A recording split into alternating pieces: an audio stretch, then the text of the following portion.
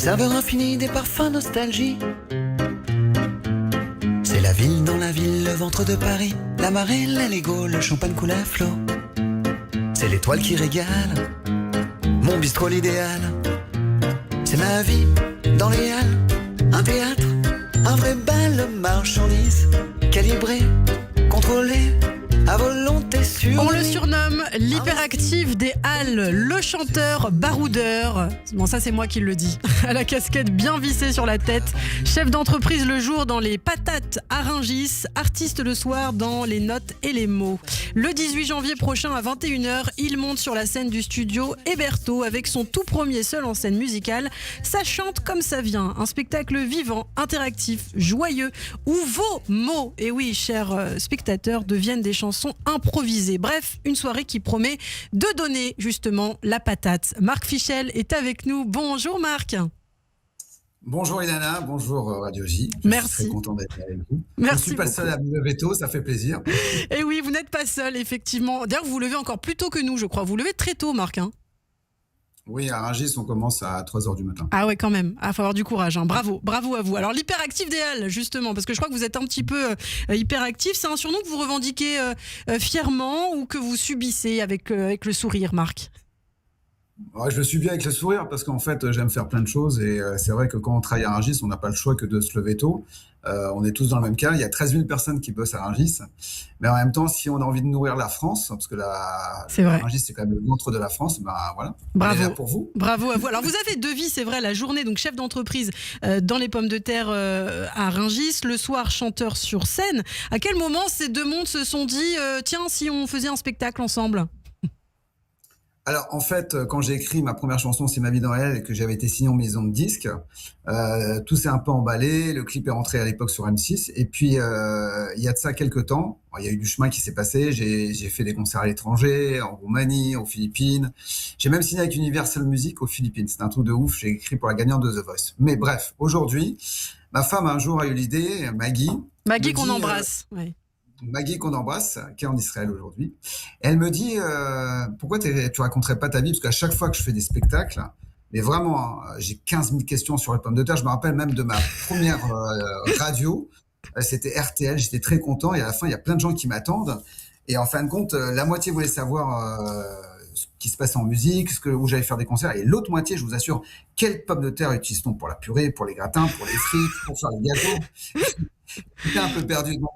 Et à table, je peux vous assurer que dès qu'on est avec des amis ou avec même des gens dans la musique, ça se termine toujours par un cours sur la pomme de terre. Donc, au lieu de faire un cours à chaque fois, j'ai décidé de faire un spectacle. J'ai écrit ma tranche de vie, mais la tranche de vie qui ressemble à beaucoup de gens de Rungis, où je raconte toutes les anecdotes secrètes des Halles de Rungis depuis 27 ans que j'y travaille. Ça chante comme ça vient, c'est le titre du spectacle. Alors qu'est-ce que ça veut dire exactement? Justement, ça veut dire que rien n'est écrit, ça veut dire que c'est au spectateur de faire le show. Comment ça s'organise tout ça? Alors, comme je dis, vos mots et ma musique s'expriment par des mots MOTS, et ces mots MOTS résonnent dans ma tête comme des sons. Ces sons sont pour moi des notes de musique, et que fait-on avec des notes de musique? On improvise de jolies mélodies, et avec de jolies mélodies, on compose de jolies chansons. Voilà. En fait, tout le long du spectacle, je raconte ces anecdotes qui sont...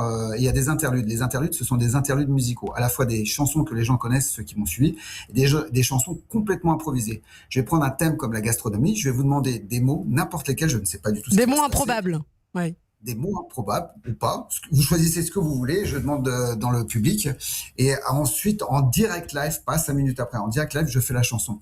Parce que quand j'entends un mot, pour moi, c'est une note de musique. Par exemple, bateau, ça fait bateau. Et sur l'eau. Voilà, ouais, exactement, par exemple. Ilana. Alors Marc, justement, on va continuer à en parler de votre spectacle. On va écouter un petit extrait. Je pense que les plus matinaux d'entre nous se reconnaîtront justement. C'est beau la vie. Un bonjour madame, ça ne coûte rien. C'est une petite flamme qui vous donne la main. Ça réchauffe le cœur et puis c'est gratuit. Ça sème le bonheur comme des confettis.